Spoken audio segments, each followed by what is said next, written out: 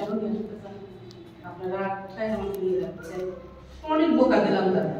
তারপরে আমি তিনতলাতে উঠে ওখান থেকে আমি নেমে যাবো, আমার ফুপিকে আমি ডাকতেছি, আপনি চলে আসেন, আমি এখানে আসবো না প্লিজ। তখন আমার ফুপি বললো, সে একজন কলেজের প্রফেসর, যে আসছি তখন একটু 2 মিনিট দেখেই যায়, এই এখান থেকে এসেই চলে যাব। তো আমি তো নির্বাচন করতে ভাই চেয়ারের ফাতেমা রহমানা জানছি না। তো আমি মনে করেন যে নেমে চলে যেতে লাগছিলাম। তো আসা বসলাম 2 মিনিটের জায়গায় দেখা গেল যে আমরা আধা ঘন্টায় প্রোগ্রামটা দেখলাম। আস্তে আস্তে ভালো লাগাটা তৈরি হয়ে গেছিল, বুঝছেন। তারপরে সুন্দর একটা প্ল্যান দেখলাম এখানে, দেখলাম যে আসলে এখানে কাজ করার অনেকগুলি ক্ষেত্র আছে।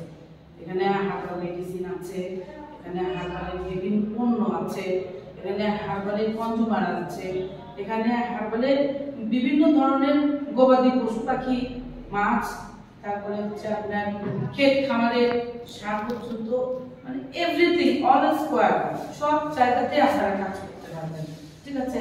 এরকম একটা প্ল্যাটফর্ম হচ্ছে মডার্ন হার্বাল।